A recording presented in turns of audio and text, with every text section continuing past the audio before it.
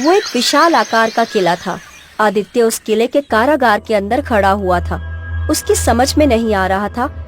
तभी आदित्य की नजर कारागार में बंद एक सुंदर स्त्री पर पड़ी, जो अपना सर घुटनों पर रखकर लगातार रोए जा रही थी। आदित्य उस स्त्री की ओर देखकर बोला, कौन हो तुम और तुम रो क्यों रही हो? उस स्त्री ने अपना चेहरा आदित्य के सामने कर लिया। आदित्य उसका सुंदर चेहरा फटी फटी आंखों से देखने लगा। मेरा नाम राजकुमारी चंद्रलेखा है। मुझे यहाँ पर एक जादूगर ने कैद कर लिया है। कुछ ही दिनों में वो जादूगर मेरी बलि चढ़ाकर मुझे मार देगा। मुझे यहाँ से ले चलो। तुम घबराओ नहीं, मैं तुम्हें यहाँ से जरूर आजाद कराऊंगा। तभी आदित्य के कानों में किसी पुरुष की हंसी का स्वर टकराया। अचानक आदित्य की आंख खुल गई। वो सपना देख रहा था। तभी वहाँ पर आदित्य की माँ आ गई। वो आदित्य की ओर देखकर बोली, अरे दोपहर हो गई है और तू अब उठा है? खेत पर नहीं जाना है तुझे? माँ, मुझे आज वही सपना तीसरी बार आया है। एक ही सपना 3 बार नहीं आ सकता माँ। तू और तेरे सपने कभी खत्म नहीं होंगे। अरे सपने तो सपने होते हैं बेटा। अपने सपने के बारे में इतना गहराई से नहीं सोचते।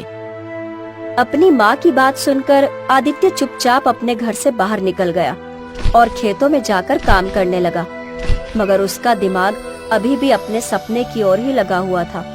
तभी वहाँ पर खेत का मालिक जमींदार, जो कि अच्छी प्रवृत्ति का था, आदित्य से बोला, क्या हुआ आदित्य? ऐसा लग रहा है जैसे आज तुम्हारा काम करने का मन नहीं है। अगर ऐसी बात है तो तुम चाहो तो आज आराम कर सकते हो, क्योंकि तुम काम यहाँ जरूर कर रहे हो, मगर तुम्हारा दिमाग कहीं और लगता है। आदित्य अपने सपने के बारे में जमींदार को बताते हुए बोला, मुझे एक ही सपना लगातार तीसरी बार आया है। उस सपने में एक राजकुमारी मुझसे हमेशा यही कहती है कि मुझे यहाँ से ले चलो। तुम अपने सपने के बारे में क्या सोचते हो? पता नहीं, मेरे मन के अंदर एक ही आवाज बार बार आती है कि कहीं ना कहीं कोई राजकुमारी किसी जादूगर की कैद में अवश्य है। हो सकता है कि वो मुझसे मदद मांग रही हो। जमींदार आदित्य की बात सुनकर गहराई से सोचते हुए बोला, हमारे गांव में गंगा ताई नाम की एक बूढ़ी औरत रहती है। कहते हैं उसे सपनों के बारे में बहुत ही ज्ञान है। मैंने सुना है कि गंगा ताई के पास राजा महाराजा भी अपने विचित्र सपने लेकर आते रहते हैं। गंगा ताई उनके सपनों का अर्थ निकाल कर उन्हें बताती हैं और वो सभी गंगा ताई की बातों से सहमत होते हैं। तुम्हें एक बार गंगा ताई से जरूर मिलना चाहिए। आप सही कहते हैं। मैं आज शाम ही गंगा ताई से मिलने अवश्य जाऊंगा और अपने इस विचित्र सपने की चर्चा उनसे जरूर करूंगा। आदित्य उसी शाम गंगा ताई से मिलने के लिए पहुंच गया और अपने सपने के बारे में बताता हुआ बोला, गंगा ताई, अब आप ही मुझे बताइए, ये सपना मुझे बार बार क्यों आ रहा है? गंगा ताई आदित्य की ओर देखकर बोली, तुमने पहली बार सपने को देखा, तब तुम्हें बाकी 2 सपनों से अलग क्या दिखा था? आदित्य सोचते हुए बोला, मुझे जब ये सपना पहली बार दिखाई दिया, तब मुझे एक घना वृक्ष दिखाई दिया था जिसकी शाखाएं जमीन पर लटक रही थी। अचानक मैंने खुद को एक किले के अंदर राजकुमारी के पास पाया और फिर उसके बाद मुझे लगातार 2 सपने दिखाई दिए। उसमें मैं अपने आप को एक किले के अंदर राजकुमारी के पास ही पाता हूँ। गंगा ताई रहस्यमयी अंदाज में आदित्य की ओर देखकर बोली, सपने हमसे बहुत कुछ कहते हैं। आदित्य, तुम्हारा सपना कोई मामूली सपना नहीं है, बल्कि एक विचित्र सपना है। तुम्हें तुम्हारे सारे सवालों के जवाब उस घने वृक्ष में मिलेंगे जिसकी शाखाएं जमीन तक लटक रही हैं। तुम्हें उस घने वृक्ष को ढूंढना होगा। हो सकता है कि तुम्हारी किस्मत के सितारे पलट जाएं। लेकिन गंगा ताई, मैं उस घने वृक्ष को कैसे ढूंढूंगा? ढूंढना तो पड़ेगा आदित्य। बगैर मेहनत किए हुए हमें कुछ भी हासिल नहीं होता। गंगा ताई की बात सुनकर आदित्य वहाँ से चला गया।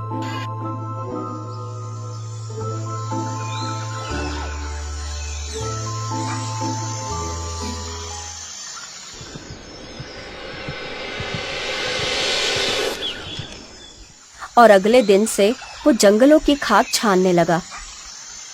लगातार 7 दिन जंगलों की खाक छानने के बाद अचानक उसे घने जंगल के बीच वही वृक्ष नजर आया। आदित्य उस वृक्ष को देखकर चौंकते हुए बोला, ये तो वही वृक्ष है जो पहली बार मेरे सपने में आया था। आदित्य उस वृक्ष के नजदीक पहुंच गया। तभी आदित्य ने देखा कि उस वृक्ष पर पूरब, पश्चिम और उत्तर की दिशा में 3 बड़ी बड़ी डालियां थी। वो डालियां इतनी मोटी थी कि एक व्यक्ति आराम से उस पर चढ़कर जा सकता था।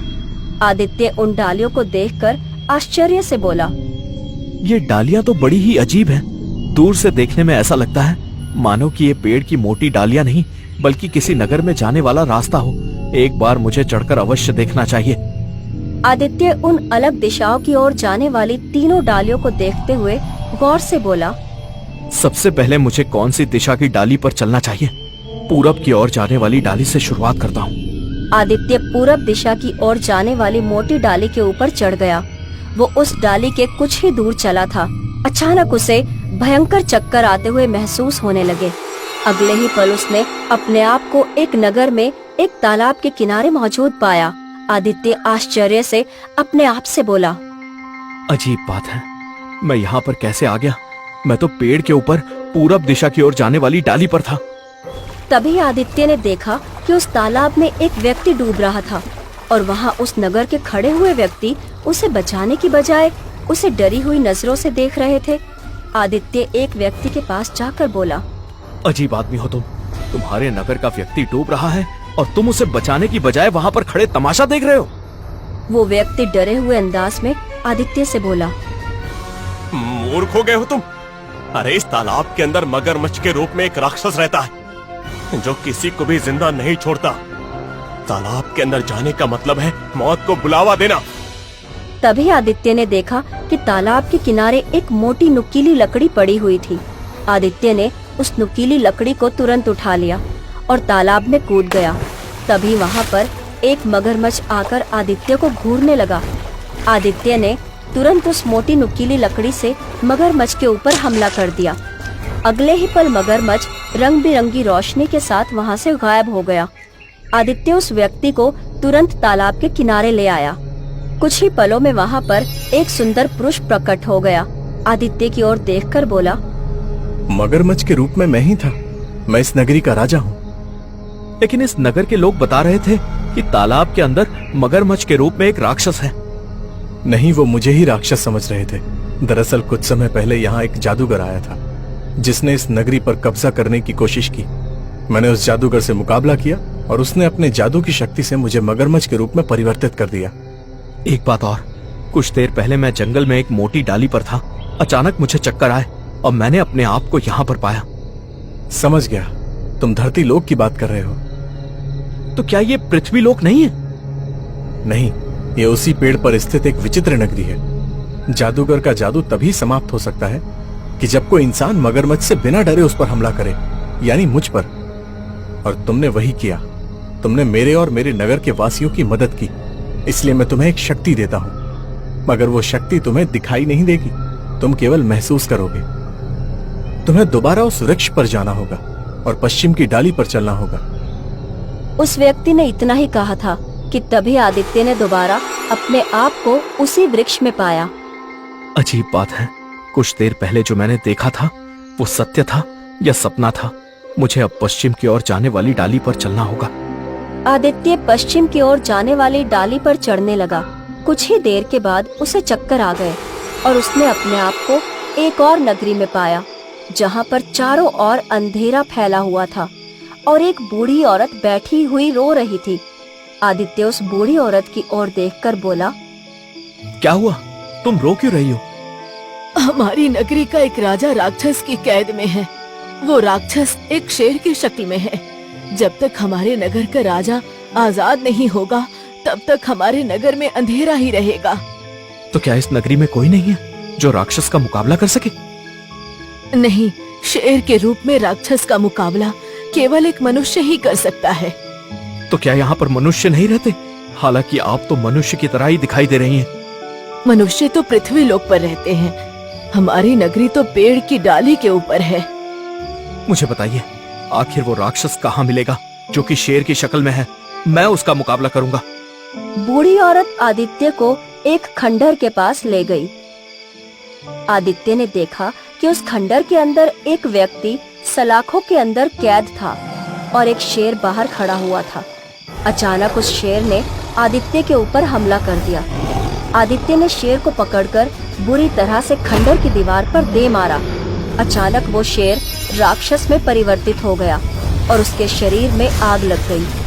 अजीब बात है, मेरे अंदर इतनी शक्ति कहां से आ गई कि मैंने एक शेर को उठाकर खंडर की दीवार पर दे मारा। अवश्य ही ये शक्ति मुझे उस विचित्र नगरी के राजा ने दी है, जो मुझे दिखाई नहीं दी थी परंतु मैंने महसूस की थी। अचानक उस नगर में रोशनी फैल गई और वो सलाखें गायब हो गई। सलाखों के अंदर मौजूद व्यक्ति तुरंत बाहर आकर खुश होते हुए आदित्य से बोला, मैं इस विचित्र नगरी का राजा हूँ। वर्षों से ये दानव शेर की शक्ल में यहाँ मुझ पर नजर रखे हुए था। तुमने मेरी मदद की है, मैं भी तुम्हारी मदद करूंगा। मैं तुम्हें कुछ शक्तियां दूंगा। वो शक्तियां तुम्हें दिखाई नहीं देंगी परंतु तुम उसे महसूस करोगे। जादूगर से मुकाबला करने के लिए वो शक्तियां तुम्हारे बहुत काम आएंगी। तुम्हें उस जादूगर का मुकाबला करने के लिए उस वृक्ष के उत्तर दिशा की ओर जाना होगा। आदित्य इससे पहले उस व्यक्ति से कुछ पूछता, परंतु अचानक उस व्यक्ति की आंखों से रंग बिरंगी किरणें निकलने लगी और आदित्य अपने आप को और ज्यादा शक्तिशाली महसूस करने लगा। अगले ही पल आदित्य ने अपने आप को फिर से उसी वृक्ष पर पाया। आदित्य तुरंत उत्तर की ओर जाने वाली डाली के ऊपर चलने लगा। अगले ही पल आदित्य को चक्कर आ गए और उसने अपने आप को उसी किले के अंदर मौजूद पाया जिस किले को वो अपने सपने में देखता था। तभी आदित्य के कानों में एक स्त्री के रोने की आवाज टकराई। आदित्य उस आवाज की दिशा की ओर दौड़ने लगा। कुछ ही देर में वो उन सलाखों के सामने खड़ा हुआ था जहाँ पर एक सुंदर स्त्री रो रही थी। आदित्य को देखकर वो अचानक चुप हो गई। आदित्य उस स्त्री को आश्चर्य से देखने लगा। तुम तो वही हो जिसे मैं अक्सर अपने सपने में देखता हूँ। मेरा नाम चंद्रलेखा है। जब मैं छोटी थी तब मेरे महल के राजगुरु ने मुझे एक ऐसी विद्या सिखाई थी जिससे मैं मुसीबत में उस व्यक्ति से मदद मांग सकती हूँ जो व्यक्ति वीर हो और दूसरों की सहायता करने वाला हो। मैं इस विद्या का उपयोग कर रही थी। दूसरे शब्दों में अगर कहा जाए तो मैं ही तुमसे अपनी विद्या के सहारे मदद मांग रही थी। आखिर तुम्हें यहाँ पर किसने कैद किया है? मैं केशव नगर राज्य के राजा विक्रम की पुत्री हूँ। हमारे राज्य में कुछ वर्षों पहले एक जादूगर आया जो हमारे राज्य के निर्दोष लोगों की बलि चढ़ा रहा था। जब ये बात मेरे पिता को पता चली तब उन्होंने जादूगर को अपमानित करके राज्य से धक्के देकर बाहर निकाल दिया। जादूगर बदला लेने के इरादे से मेरा अपहरण करके मुझे यहाँ पर ले आया। कुछ दिन तक तो मैं यही समझती रही कि मैं धरती लोक में किसी किले में कैद हूँ, परंतु कुछ समय बाद मुझे एहसास हो गया कि ये मेरी दुनिया की नगरी नहीं बल्कि किसी और दुनिया की विचित्र नगरी है जहाँ पर मेरे अलावा और कोई नहीं। चंद्रलेखा ने इतना कहा ही था कि तभी वहाँ पर रंग बिरंगी किरणों के साथ एक व्यक्ति प्रकट हो गया जो आदित्य को घूरते हुए बोला, कौन हो तुम? तुम मुझे बताओ कि तुम कौन हो? मैं एक जादूगर हूँ। अब तुम मुझे ये बताओ कि तुम तो इंसान हो और इस नगर में इंसान नहीं रहते, तो तुम यहाँ पर कैसे आए? ये बताना मैं तुम्हें जरूरी नहीं समझता। मैं बस इतना जानता हूँ कि मैं इस सुंदर स्त्री को तुम्हारी कैद से आजाद करवाने आया हूँ। ये सुनकर जादूगर जोर जोर से हंसते हुए बोला, तुम्हें लगता है कि तुम मेरा मुकाबला कर सकते हो? तुम शायद मुझे जानते नहीं कि मैं कितना शक्तिशाली जादूगर हूँ। जरूर तुम उस विचित्र पेड़ के पास से आए होगे और उस विचित्र पेड़ की डाली पर चढ़ गए होगे जिससे तुम यहाँ पर आ गए, मगर तुम नहीं जानते कि उस विचित्र पेड़ पर पूरब और पश्चिम की ओर 2 डालियां और जाती हैं, जहाँ पर 2 और विचित्र नगरी हैं। मैंने उन विचित्र नगरी के लोगों का भी जीना हराम कर रखा है। ये सुनकर आदित्य सब कुछ समझ गया और मुस्कुराते हुए जादूगर से बोला, मैं सबसे पहले पूरब की ओर जाने वाली डाली पर गया था और एक विचित्र नगरी में पहुंच गया। वहां के राजा को तुमने अपनी जादू की शक्ति से मगरमच्छ बना दिया था। मैंने उसे आजाद करवाया और उसने मुझे शक्ति दी।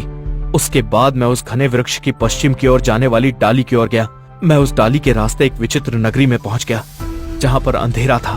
उस नगरी के राजा को तुमने अपनी जादू की शक्ति से कैद किया था और अपने साथी राक्षस को एक दानव के रूप में वहां पर बिठा रखा था। मैंने तुम्हारे साथी राक्षस के रूप में शेर को खंडर की दीवार पर पटक दिया और तुम्हारा वो राक्षस जलकर राख हो गया। उस नगरी के राजा ने भी मुझे शक्ति दी। उसके बाद मैं सीधे तुम्हारे पास आया हूँ। ये सुनकर जादूगर क्रोधित होते हुए बोला, इसका मतलब उन दोनों विचित्र नगर के राजा ये समझते हैं कि वो अपनी शक्ति एक मनुष्य को देकर मुझे खत्म कर सकते हैं। देखो, मैं वहाँ पर इत्तेफाक से पहुँचा था और ना ही मैंने उनसे कोई शक्ति मांगी थी। मैं तो ये तक नहीं जानता कि मेरा सामना तुमसे होगा। मैं तो बस इस सुंदर स्त्री को आजाद कराने की नीयत से और अपने सपने के रहस्य को जानने के लिए उस वृक्ष पर चढ़ा था। अगर वो दोनों डालियों की वजह से मुझे शक्ति नहीं मिलती, तब भी मैं अपनी वीरता के बल पर तुमसे मुकाबला करता। ये सुनकर जादूगर पूरी तरह से आक्रोशित हो गया। अचानक वो अपना हाथ आड़ी टेढ़ी दिशाओं में घुमाने लगा। तभी अचानक आदित्य की आंखों से रंग बिरंगी किरणें निकलकर जादूगर के शरीर पर पड़ने लगी। अगले ही पल जादूगर के शरीर में आग लग गई और वो जलकर राख हो गया। उसके राख होते ही चंद्रलेखा जिन लोहे की सलाखों के अंदर बंद थी, वो लोहे की सलाखें गायब हो गई और वो आजाद होकर दौड़ती हुई बाहर निकल आई। तभी वहाँ पर रंग बिरंगी किरणों के साथ उस विचित्र नगरी के 2 राजा प्रकट हो गए। हमें विश्वास था कि हमारी मदद करने के लिए एक न एक दिन कोई मनुष्य जरूर आएगा, इसलिए मैंने तुम्हें अपनी शक्ति दी। दरअसल वो जादूगर बहुत ही महत्वाकांक्षी जादूगर था, जो वृक्ष के ऊपर स्थित विचित्र नगरियों के ऊपर कब्जा करके अपना शासन करना चाहता था। पहले उसने अपनी जादू की शक्ति के जोर पर पेड़ के ऊपर स्थित 2 विचित्र नगरों पर कब्जा करना चाहा, मगर वहां के राजा ने, यानी कि हम दोनों ने इनकार कर दिया और उसके बदले की भावना ने एक राजा को मगरमच्छ में परिवर्तित कर दिया और दूसरे राजा को सलाखों में बंद कर दिया और उस नगर में अंधेरा फैला दिया। तुम जिस किले में खड़े हो वो भी एक विचित्र नगरी है। यहाँ के राजा ने हार मान ली और उस जादूगर ने इस विचित्र नगरी के सारे नागरिकों को मारकर उनकी बलि ले ली, क्योंकि वो अमर होना चाहता था। अगर वो तीनों विचित्र नगर के नागरिकों की बलि लेने में कामयाब हो जाता तो उसके बाद वो अमर होकर पृथ्वी लोक में जाकर तबाही मचा देता, लेकिन तुम्हारी वजह से ऐसा संभव नहीं हो सका। अब तुम राजकुमारी चंद्रलेखा को यहाँ से लेकर जा सकते हो, क्योंकि ये तुम्हारी दुनिया की नगरी नहीं है। अचानक चंद्रलेखा और आदित्य ने अपने आप को उस पेड़ के नीचे खड़ा हुआ पाया। आदित्य तुरंत चंद्रलेखा को गंगाताई के पास लेकर पहुंच गया। गंगाताई रहस्यमय अंदाज में आदित्य से बोली, मैंने कहा था ना कि तुम्हारा सपना बहुत ही विचित्र सपना है। कभी कभी हमारे सपने हमसे बड़े बड़े कार्य करवाते हैं। आदित्य, अब तुम राजकुमारी चंद्रलेखा को उनके पिता के पास सौंपाओ। आदित्य ने ठीक वैसा ही किया। आदित्य चंद्रलेखा को लेकर राजा विक्रम के पास पहुंच गया। राजकुमारी चंद्रलेखा अपने पिता को आदित्य की सारी बहादुरी बताने लगी। राजा विक्रम आदित्य की ओर देखकर मुस्कुराते हुए बोला, मैंने तो हार मान ली थी। मुझे लगा था मैं अपनी पुत्री को दोबारा जीवन में कभी नहीं देख पाऊंगा, लेकिन तुम्हारी वजह से मुझे मेरी पुत्री वापस मिल गई। मैं अपनी पुत्री का विवाह तुमसे करूंगा और मैं तुम्हें अपने राज्य का राजा बनाने की घोषणा करता हूँ। आदित्य का विवाह राजकुमारी चंद्रलेखा से संपन्न हो गया और